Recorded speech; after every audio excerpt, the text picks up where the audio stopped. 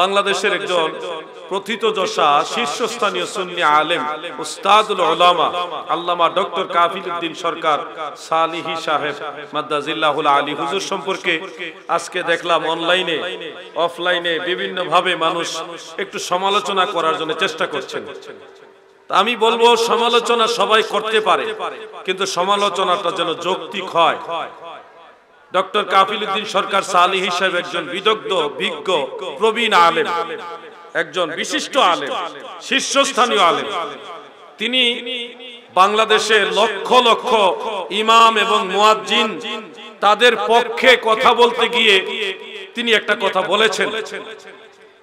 লক্ষ লক্ষ ইমাম এবং মুয়াজ্জিন যারা স্ত্রী সন্তান নিয়ে ঠিক মতো পরিবার পরিজন নিয়ে ঠিক মতো চলতে পারছেন না, অনেক টিউশনি করে অনেক কষ্ট করে সংসার চালান, সেই অবহেলিত ইমাম এবং মুয়াজ্জিনদের পক্ষে আজকে মাননীয় প্রধানমন্ত্রীর কাছে বলতে গিয়ে কথাটা যেভাবে বলার দরকার, হয়তো আবেগে ইমামদের পক্ষে কথা বলতে গিয়ে যেভাবে বলার দরকার ওইভাবে ফুটায় তুলতে পারে নাই, কিন্তু উনি কথাটা একেবারে ভিত্তিহীনও বলেননি। আবার যেভাবে শতভাগ বলার দরকার ওইভাবে উনি বলতে পারেননি। এটা হলো এত লক্ষ লক্ষ আলেমদের হৃদয়ের কান্না, লক্ষ লক্ষ ইমাম মুয়াজ্জিনদের হৃদয়ের কান্না উনি শুনেছেন, দেখেছেন। এটা বলতে গিয়ে কথাটা উনি এইভাবে বলেছেন যে মাননীয় প্রধানমন্ত্রী, আপনি লক্ষ্য করে দেখেন বাংলাদেশের পাশের রাষ্ট্র ভারতে, সেই ভারতের একটা অঙ্গরাজ্য হলো কলকাতা, পশ্চিমবঙ্গ। সেই পশ্চিমবঙ্গে ৭০,০০০-এরও বেশি ইমামদেরকে মুয়াজ্জিনদেরকে মমতা ব্যানার্জি একজন হিন্দু ধর্মের অনুসারী হওয়া সত্ত্বেও সকল ইমাম এবং মুয়াজ্জিনদেরকে ভাতা দেয়, সরকারি তহবিল থেকে ভাতা দেয়, বেতন দেয়। আপনি তো বঙ্গবন্ধুর কন্যা, আপনার আব্বাজান একজন আল্লাহর ওলির বংশধর, আপনার আব্বাজান এই দেশে ইসলামিক ফাউন্ডেশন করে গেছেন, অনেক ধর্মীয় কাজ করেছেন। আপনি এই দেশে ৫৬৬টা মসজিদ করেছেন, যেটা গোটা পৃথিবীর ইতিহাসে বিরল। একজন ব্যক্তি যদি একটা মসজিদ আল্লাহর ওয়াস্তে বানায়, আমার নবীজি বলেছেন যেটা সব আলেমরাই ওয়াজ করেন, মসজিদের কালেকশন করার সময় সবাই কিন্তু এই ওয়াজ করেন, মান বানা লিল্লাহি মসজিদান বানাল্লাহু লাহু বাইতান ফিল জান্নাহ। যারা আল্লাহর জন্য মসজিদে একটা মসজিদ বানাবে, আল্লাহ তার জন্য জান্নাতে একটা ঘর বানাবে। সুবহানাল্লাহ বলেন। এটা কিন্তু হাদিসের রাসূল। আলেমরা সবাই ওয়াজ করে, সবাই বর্ণনা করে। মসজিদের কালেকশনের সময় মোটামুটি যারা 10 ব্যাগ 20 ব্যাগ সিমেন্ট দেন, 10,000 20,000 50,000 টাকা দেন, তাদেরকে কিন্তু ঠিকই জান্নাতে ঘর বানাই আপনারা দিতেছেন এই হাদিস অনুযায়ী। তখন কিন্তু কেউ আর আপনাদের বিরুদ্ধে কিছু বলে না। যে লক্ষ লক্ষ ইমাম মুয়াজ্জিনের পক্ষ নিয়ে কাফিলউদ্দিন সরকার সালিহি সাহেব আজকে বলতেছিলেন যে আপনি তো আপনার নেতৃত্বে, আপনার কর্তৃত্বে, আপনার উদ্যোগে ৫৬৬টা ৫৬০-এর অধিক ৫৬৬টা মসজিদ এই বাংলার জমিনে আপনি গঠন করেছেন। যদি এই খেদমতটা আল্লাহ কবুল করে নেয় আর আল্লাহ যদি মাফ করে দেয়, তাহলে এই ৫৬৬টা মসজিদের উসিলায় তো বঙ্গবন্ধু কন্যাকে মাননীয় প্রধানমন্ত্রীকে আল্লাহ জান্নাতে দিতে পারে। এইভাবে কথাটা হলো এইভাবে। এখন সরকার সাহেব এত কথার মাঝখানে ইমামদের মুয়াজ্জিন শব্দের প্রতিনিধিত্ব করতে গিয়ে কথাটা একটু আবেগে তাড়াহুড়া করে বলেছেন, কিন্তু কথা মূলত এটাই। আল্লাহর নবী বলেছেন যারা আল্লাহর জন্য মসজিদ বানায়, আল্লাহ তাদের জন্য জান্নাতে ঘর বানায়। সুবহানাল্লাহ বলে। এটার সমালোচনা করতেছে কওমির আলেমরা। আরে বুকার দল, সামরার ফেতরা খাইতে খাইতে তোদের মাথা তো একেবারে নষ্ট হয়ে গেছে। তোমাদের পক্ষে এই বাংলাদেশে আলিয়া বলেন আর কওমি বলেন, সকল ইমাম মুয়াজ্জিনদের পক্ষেই তো সরকার সাহেব আজকে বঙ্গবন্ধু কন্যা মাননীয় প্রধানমন্ত্রীর কাছে এই দাবি রাখছে, তোমরা যেন কিছু টাকা সরকারি তহবিল থেকে পাও। তোমাদের জন্যই লোকটা এই কথাগুলি বললো, সেখানে ওনার শুকরিয়া আদায় করে ওনার সমালোচনা শুরু করছে। এগুলাকে বলা হয় নিমক হারাম। কথা ঠিক না বেঠে? সরকার সাহেব বললে সমালোচনা হয় যে উনি জান্নাতি বলে ফেলছে। আসলে এইভাবে না বলে এইভাবে বলা ওনার উদ্দেশ্য ছিল, হয়তো তাড়াহুড়া করে বলেছেন। অরিজিনালি একটা মুসলমান যখন আল্লাহর রাস্তে একটা মসজিদ বানায়, আল্লাহ এটার উসিলা তারে মাফ করে দিতে পারে। আবার মাফ না করলেও এটা আল্লাহর ব্যাপার, এটা আমাদের ব্যাপার না। যদি আল্লাহ ছোট্ট একটা আমলকে ওসিলা করে মাফ করে দেয়, সেটা আল্লাহর দয়া। এটা আল্লাহ পারে কিনা বলেন? ইয়াগফিরু লিমান ইয়াশা ওয়া ইউআযযিবু মান ইয়াশা। আল্লাহ যাকে খুশি তাকে মাফ করে দিবেন, যাকে খুশি তাকে আযাব দিবেন। সুপ্রিম পাওয়ার কার? জোরে বলেন কার? আল্লাহ। সেই বিশ্বাস রেখেই সরকার কাফিলুদ্দিন সালেহ হিসাবে কথাটা বলেছিলেন। কিন্তু সমালোচনা যারা করতেছে তারা তো মাননীয় প্রধানমন্ত্রীকে খুশি করতে গিয়ে বলেছিল কওমি জননী। কওমি জননী মানে কওমিদের মা।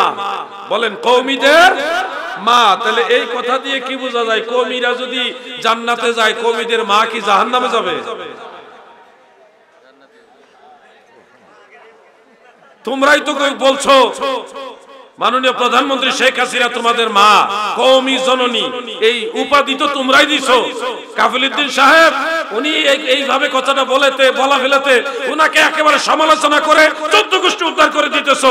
তো উনার কথাই যদি তোমরা সমালোচনা করে, তাহলে এই সমালোচনার পাওনাদার তোমরা আগে, কারণ তোমরাই তো ওনাকে কওমি জননী বলেছো। মূল কথা হলো একজন মানুষ যখন একটা ভালো কাজ করে তাকে উৎসাহ দিতে হবে। কথা ঠিক না বেঠিক? সব মানুষেরই ভালো দিক আছে, কিছু খারাপ দিকও থাকে, কিন্তু তাই বলে খারাপটাই শুধু হাইলাইট করব, ভালোটা মোটেও বলবো না, এটা ঠিক না। এই দেশে যারাই নেতৃত্ব দিয়েছে সবারই কম বেশি ভুল হয়েছে, ভুল হবেই। ভুল কাজ করলেই হয়, যে কাজ করে তারই ভুল হয়। আমার কথা হলো কাফিলুদ্দিন সরকার সালেহী সাহেব যেই কথাটা বলেছেন, উনি হয়তো এটাই বুঝাতে চেয়েছেন, কিন্তু এটা তো আলেমদের পক্ষে বলছে, ইমাম মুয়াজ্জিনদের পক্ষে বলছে। যাদের পক্ষে উনি এই কথা বললেন তারা এখন সমালোচনা করে। কথাই বলে না, যার জন্য করি চুরি সেই কয়। আমি আজকে কাফিলুদ্দিন সরকার সালেহী সাহেবকে এই চারাবাঙ্গা, মাধবপুর, সিলেটের জমিন থেকে আন্তরিকভাবে ধন্যবাদ জানাই। বাংলার লক্ষাধিক ইমাম মুয়াজ্জিনের পক্ষ থেকে উনি যে সুন্দর আরজি আবেদন বাংলাদেশ সরকারের প্রধান মাননীয় প্রধানমন্ত্রীর কাছে রেখেছেন, এই জন্য ওনাকে ধন্যবাদ জানাই।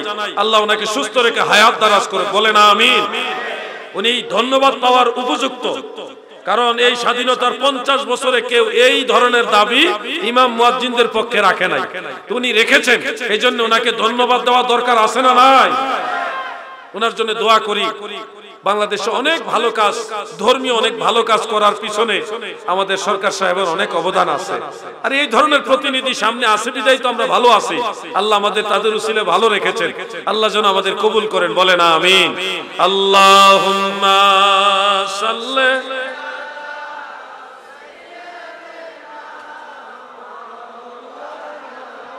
মুহাম্মদ ওয়া আলা আলিহি।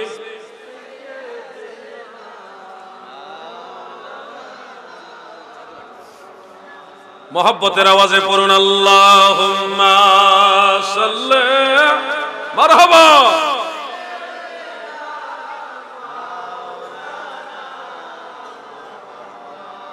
ওয়া আলা আলি সাইয়্যিদিনা।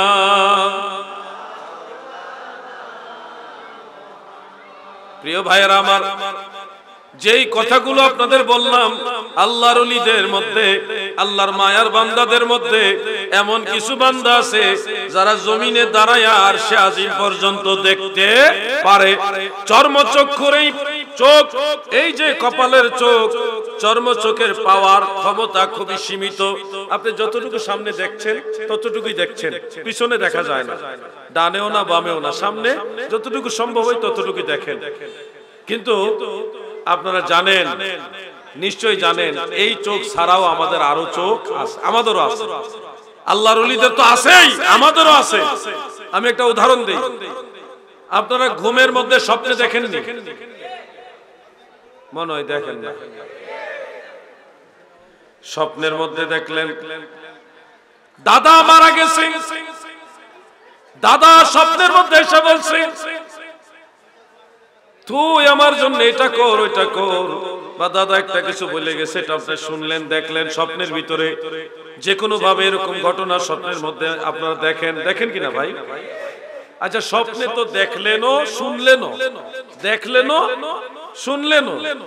আপনারা বলেন ঘুমিয়ে থাকলে তো চোখ বন্ধ থাকে, এই চর্মচক্ষু ঘুমিয়ে থাকলে বন্ধ থাকে, তাহলে এই স্বপ্নের ভিতরে যে দেখলেন, দেখছেন তো সত্য, যাই দেখেন দেখেছেন তো সত্য, কিন্তু এই দেখাটা নিঃসন্দেহে চর্মচোখ দ্বারা দেখেননি, কারণ আপনি ঘুমিয়ে আছেন, চোখ বন্ধ আছে, এই চোখ দিয়ে দেখেননি। তাহলে আপনি বলুন তো, স্বপ্নের ভিতরে যাই দেখেছেন কোন চোখ দিয়ে দেখেছেন? প্রশ্ন আসে কি না? আমি তো এই চোখে দেখিনি, স্বপ্নের মধ্যে যা দেখেছি এটা অন্য একটা চোখ দিয়ে দেখেছি।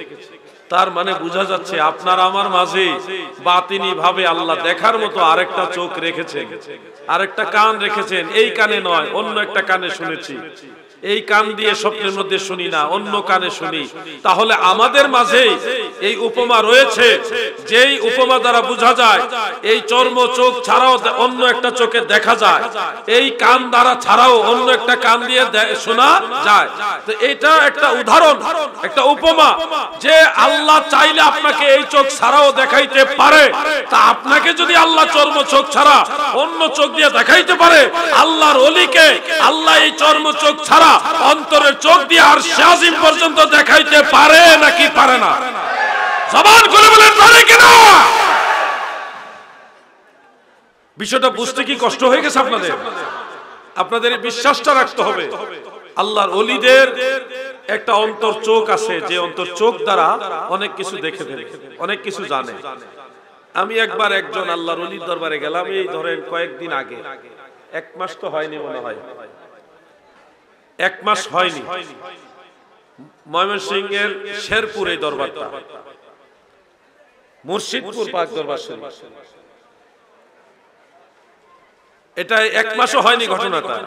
আমি গেছি, হুজুর আমাকে দেখলেন, পিসা হুজুর আমাকে আদর করে, ওখানে তো চেয়ার নেই, চেয়ারে উনিও চেয়ারে বসে না, উনি মাটিতে বসে আমারে আদর করে একটা মুড়া দিছে, ছোট মুড়া, বুঝেন, মুড়া দিছে। আমার সাথে সৈয়দ মাওলানা হাসান আজহারি সাহেব ছিলেন।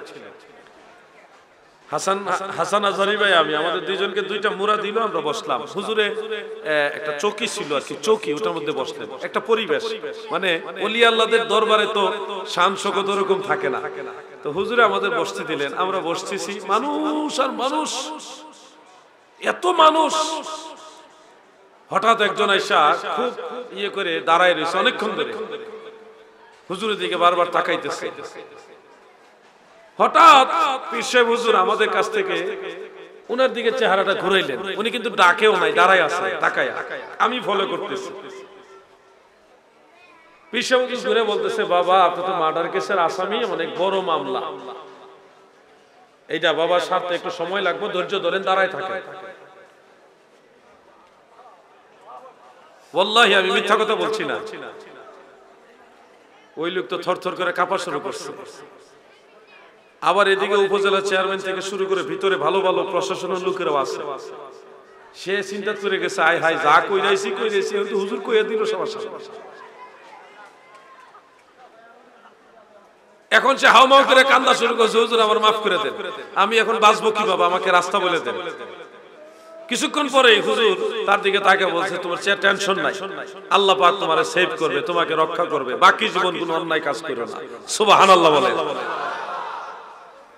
ভাই বিশ্বাস করেন, আমার সাথে আরেকটা লোক দাঁড়ায় ছিল ডান পাশে, হুজুর ওই দিক থেকে চেহারা ঘুরায় এই লোকটার দিকে তাকে বলতেছে, তোমার ভিতর অনেক ঝামেলা আছে, তুমি কিন্তু অনেক দুর্নীতিবাজ, তুমি ভালো হয়ে যাও, নাইলে কিন্তু বড় বিপদে পড়বে।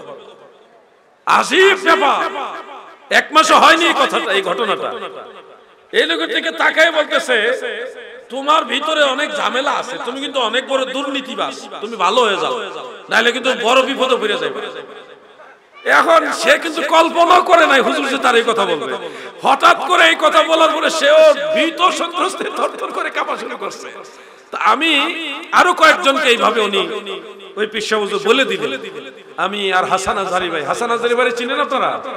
সৈয়দ মাওলানা হাসান আল আজহারি, মিশর আল আজহার বিশ্ববিদ্যালয়ের সাবেক ভিপি।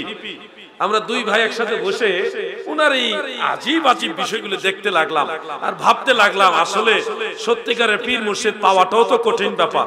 অতি ভাগ্যের গুণে কামিনীর কুল, অতি ভাগ্যের গুণে কামেল পীরের বুল, এই দৃশ্য দেখতে লাগলাম, উনি এক একজনের দিকে তাকাইতেছে, এক একজনে কি নালিশ নিয়ে আসে বলে দিতেছে। তাদের সাথে হুজুরের পরিচয় নাই জাগতিক, এবং হুজুরের সাথে তাদের কোনো পরিচয় নাই। আসছে, তাকাইছে, হুজুর বলে দিতেছে তোমার এই সমস্যা, তুমি এইভাবে করো, এইভাবে করো। উপজেলা চেয়ারম্যান আসছে, উপজেলার চেয়ারম্যান, রানিং চেয়ারম্যান, উনাকে পর্যন্ত বলে দিচ্ছে, আমি বলবো না যেহেতু এলাকার নাম বলছি, উনাকে বলে দিতেছে আপনি বাবা এটা করছেন, ওইটা করছেন, ওইটা করছেন। কইছে ওরে চেয়ারম্যান তো থকায় দাঁড়ায় রয়েছে, কিছু কয় না, চালাক মানুষ তো। পরে ওখান থেকে সাইডে গেছে, গিয়া আবার ঘুরে হুজুর আপনি তো যা কইছেন ঠিকই কইছে, আমি তো অনেক অন্যায় করছি, এটাতে বাঁচার উপায় কি, আমার একটু রাস্তা বলে দেন। উপজেলার চেয়ারম্যান, রানিং উপজেলার চেয়ারম্যান, আমি নিজের চোখে দেখলাম। এই ধরনের আল্লাহর ওলিরা, এই ধরনের সাধক যারা, সত্যিকারের পীর মুর্শিদ যারা, তাদের কাছে যাবেন, তকদির চেঞ্জ হয়ে যাবে। ওনারা আপনাদেরকে আল্লাহর রসুলের রাস্তা দেখায় দিবে, ওনারা আল্লাহর রসুলের সাথে আপনাকে পরিচয় করায় দিবে। অনেক মুরিদান, অনেক সালেক রয়েছে গো, আমি তাদেরকে খুব কাছ থেকে চিনি। অনেক মানুষকে আমি চিনি, স্বপ্নের মাধ্যমে দেখলো তার পীর, তার মুর্শিদ একজন লোকের সাথে করে ওনার মধ্যে স্বপ্নে যোগে আসলো। ওই মুরিদ স্বপ্নের ভিতরে তার পীরকে চিনে, সাথের মানুষটাকে চিনে না। এখন চিন্তা করতেছে এত সুন্দর একজন মানুষ সাথে নিয়ে আসছে, উনিকে বা ওই সুন্দর মানুষের সাথে আমার মুর্শিদ আসলো, এই সুন্দর মানুষটাকে স্বপ্নের ভিতরে বহু মুরিদ আছে রে, আমি খুব কাছে থেকে তাদেরকে চিনি। ওই স্বপ্ন যুগে মুর্শিদে কামেল এসে বললেন, বাবা এতদিন তো শুধু আমাকে চিনছো, আজকে তোমাকে পরিচয় করাচ্ছি, ইনি আমার তোমার সারা জাহানের দয়াল নবী। বাবা স্বপ্নের ভিতরেই বললো তুমি কদম বসি করো। এইভাবে অনেক মুরিদের সাথে আল্লাহর হাবিবের পরিচয় করায় দিয়ে তিনি সত্যিকার আল্লাহর ওলি, তিনি মুর্শিদে কামেল। কিন্তু এতগুলি মানুষ আজকে দরবারে এসেছে, এই সবগুলি মানুষের মাঝে কতজন মানুষ আছেন গো আল্লাহর নবীকে দেখতে চায়?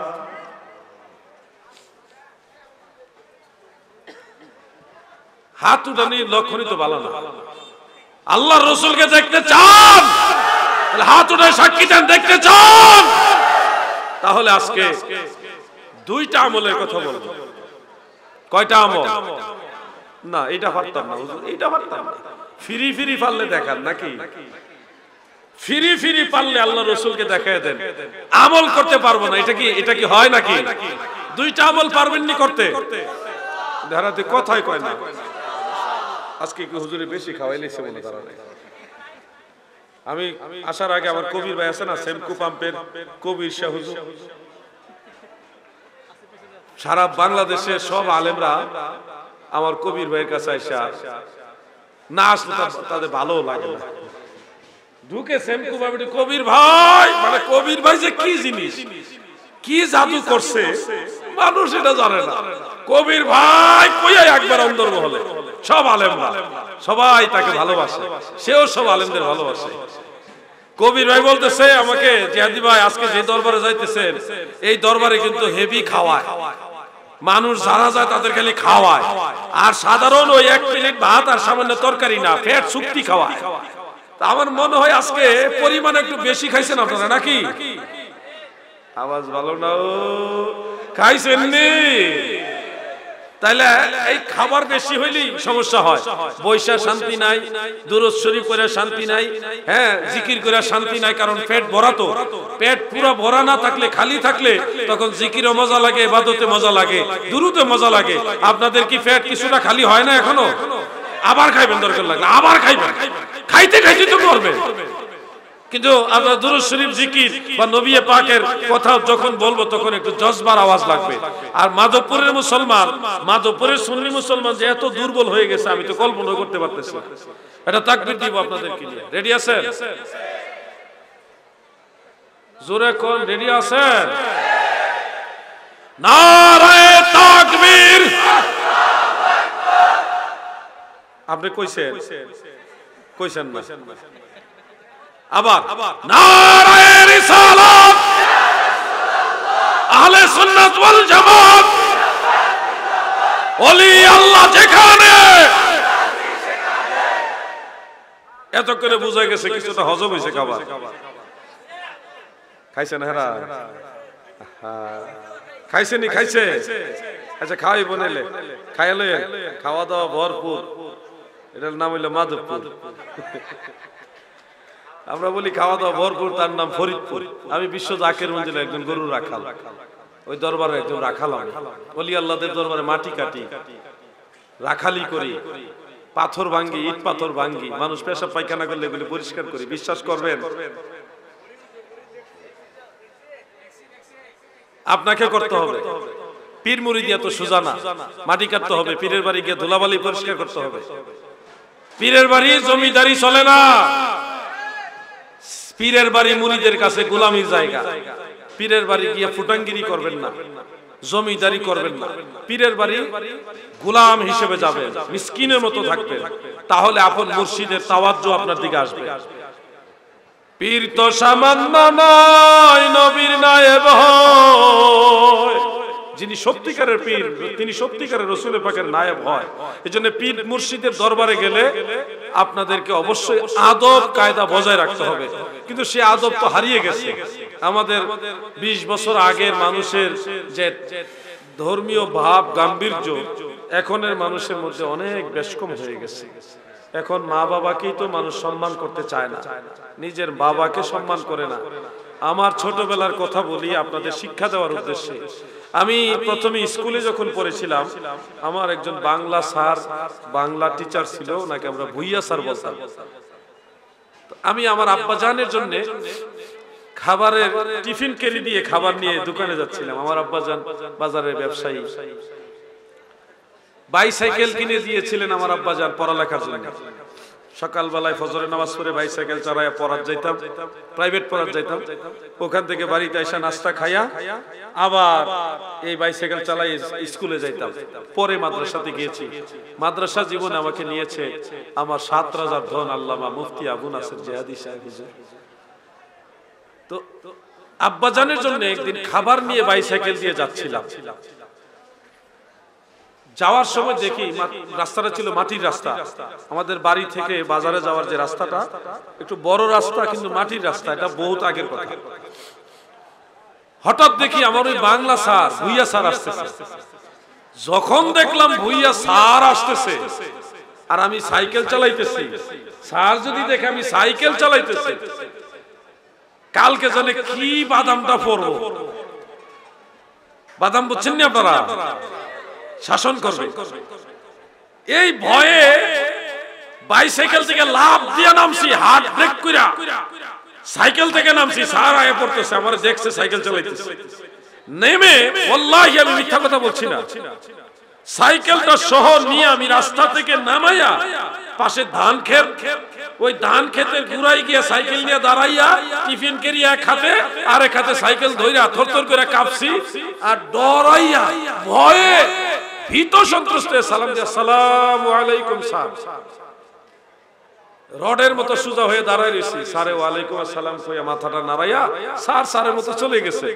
আমি আবার ওই ক্ষেতের নিচ থেকে সাইকেলটা টাইনা টুইনা আবার রাস্তা উঠাইয়া সাইকেলের উপর আর উঠছি না। এক হাতে টিফিন ক্যারিয়ার, খাবারের টিফিন ক্যারি, আর আরেক হাতে বাইসাইকেলটা দিছি দৌড়, ভুম ভুম করে এক দৌড়ে আব্বাজানের কাছে চলে গেছি। দোকানে গিয়ে খাবার দিছি। আব্বাজান, আব্বা আমার দৌড় দিকা আর এদানি বুঝেননি, এই ঘন ঘন শ্বাস নেওয়া ছাড়া, এটা দেখে আব্বাজান কো বাবা তোর কি হইছে? আমি বললাম যে স্যারে দেখছে আজকে বাইসাইকেল চালাইছি। আব্বাজান আপনি স্যারেরে কইেন আমি আর সাইকেল চালাইতাম না স্যারের সামনে, আমার জন্য স্যারে মারে না, আমার জন্য বাদাম দেয় না। তো আব্বা হাসি দিয়ে বলছিল যে চিন্তা করে না, আমি বলবো তো তোমার মারবো না। এই মান্যগণ্যতাটা আমাদের মধ্যে এখনো আছে। চেষ্টা করি উস্তাদদের পাইলে এখনো ওনাদের পদধূলি নেওয়ার জন্য।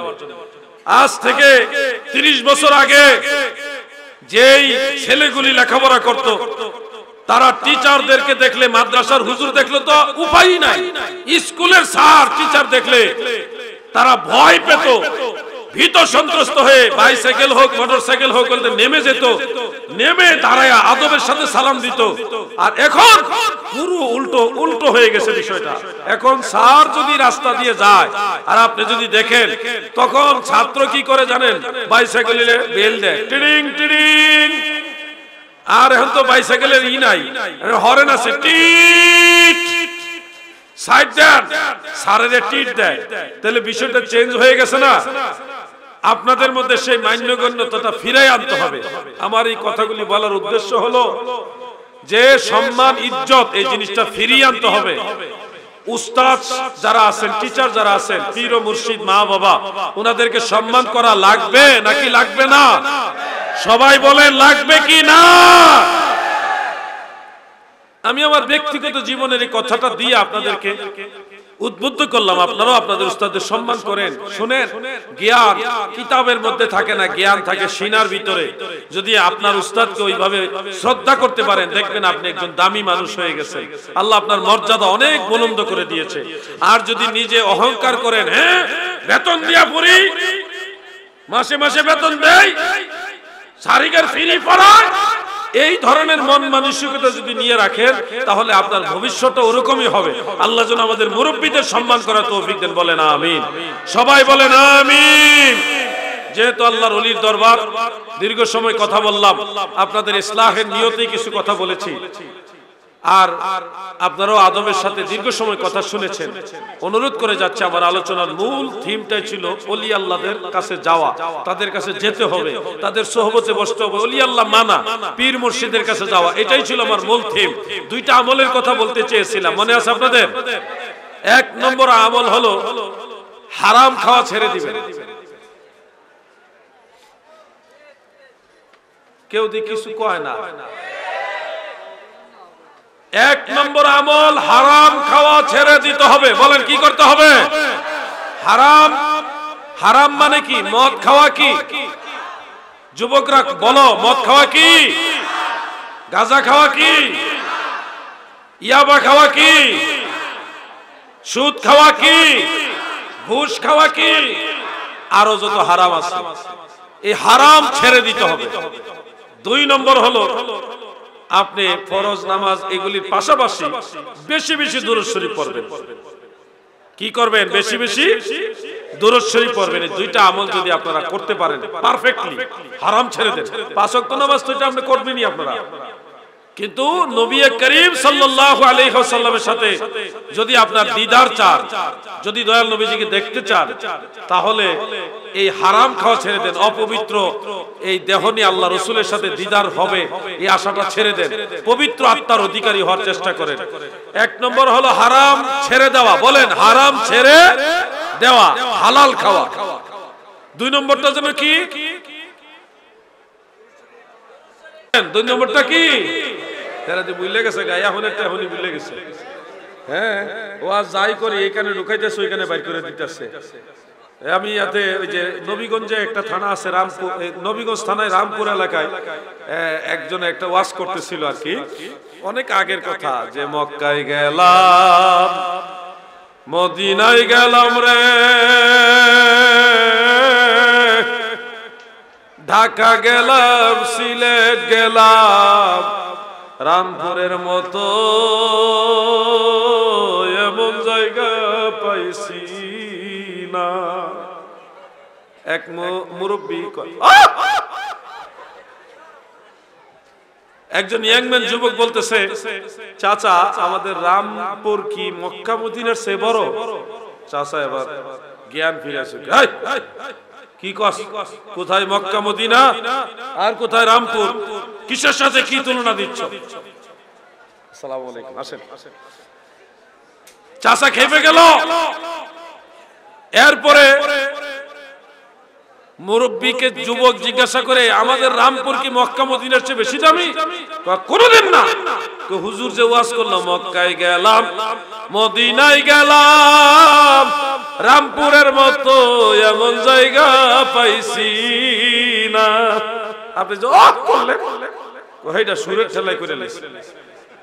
তা আপনারা কি এরকম অমনোযোগী? প্রথম কাজ কি? ঘুষ খাওয়া। কেটা জানে কইছে ঘুষ খাওয়া? হারাম ছেড়ে দেওয়া, হালাল খাওয়া। হারাম ছেড়ে দেওয়া, হালাল খাওয়া। এখানে এসে একটা মাসআলা বলে দেই। আমাদের দেশে অনেকেই ব্যাং খায়, ব্যাং। অনেকে কাকড়া খায়, অনেকে কুচ্চা খায়, অনেকে অক্টোপাস খায়। ভালো ভালো ভিআইপি রেস্টুরেন্টের মধ্যে অক্টোপাস খাওয়ায়। অনেকে কাকড়া খায়, ব্যাং খায়, সাপ খায়, সাপ সাপ। অনেকে কুমির খাওয়া শুরু করছে। কত বড় খাটাসের দল এগুলো, একেবারে নিম্নমানের রুচিশীল মানুষ এগুলো। কুচ্চা খাওয়া শুরু করছে, ব্যাং খাওয়া শুরু করছে, কাকড়া খাওয়া শুরু করছে, কচ্ছপ খাওয়া শুরু করেছে।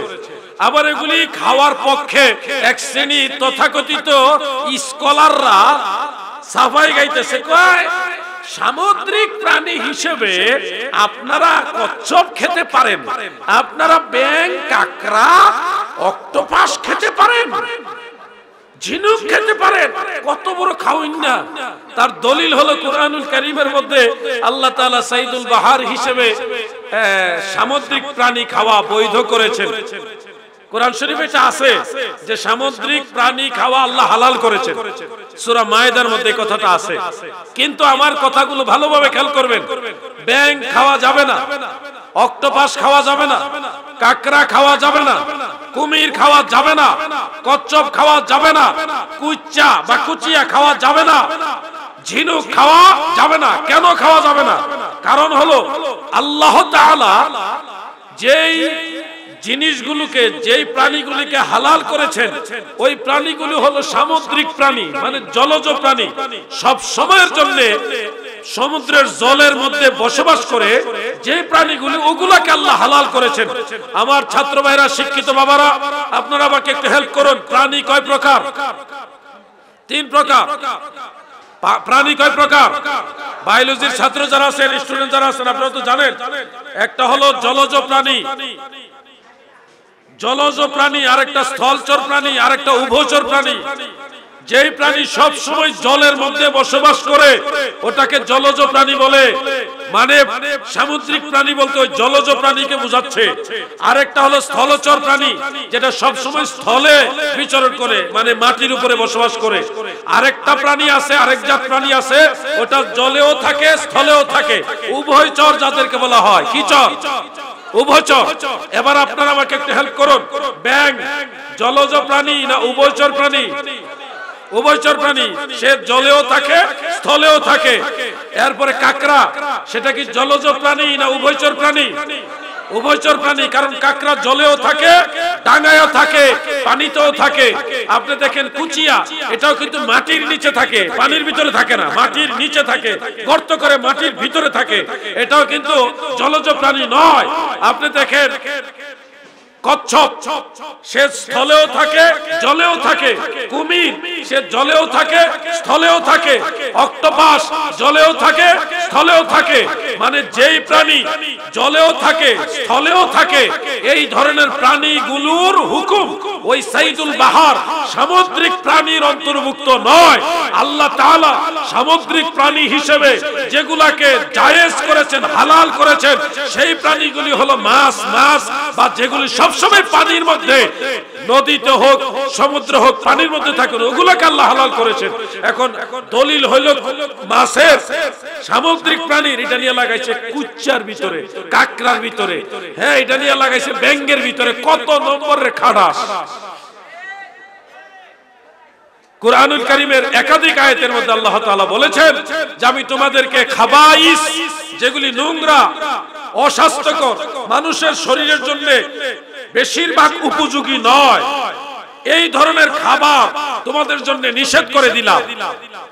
আপনারা আমাকে বলুন যে মানুষের রুচি এবং স্বাস্থ্যের দিকে বিবেচনা করে ডাক্তার সাহেবরা কি আপনাদেরকে ব্যাঙ খাইতে কখনো বলছে? কুচ্চা খাইতে বলছে? কুমির খাইতে বলছে? কাঠটা খাইতে কইছে? কাঠটা চিনেননি? কচ্ছপ।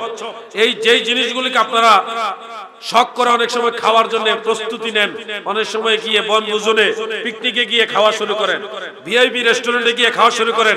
দোহাই আল্লাহ শুনুন, সহিহ মুসলিমের মধ্যে উল্লেখ আছে আল্লাহ রাসূল সাল্লাল্লাহু আলাইহি ওয়াসাল্লাম বলেছে, মানুষের শরীরের জন্য যেগুলি অস্বাস্থ্যকর, ক্ষতিকর, এই সকল খাবার আমি রাসূলুল্লাহ তোমাদের জন্য হারাম করে গেলাম। বৈজ্ঞানিকভাবে প্রমাণিত ব্যাঙ মানুষের স্বাস্থ্যের জন্য শতভাগ উপযোগী না, যেগুলাকে ফুকাহায়ে আহনাফ বলেছে মাকরুহ। ব্যাঙ খাওয়া মাকরুহ, মাকরুহে তাহরিমা। কচ্ছপ খাওয়া মাকরুহ, কাকড়া খাওয়া মাকরুহ, কুচিয়া বা কুচ্চা খাওয়া মাকরুহ, অক্টোপাস খাওয়া মাকরুহ। কারণ এগুলি মানুষের শরীরের জন্য শতভাগ বা বেশিরভাগ উপকারী নয়, অনেক ক্ষেত্রে ক্ষতিকারক।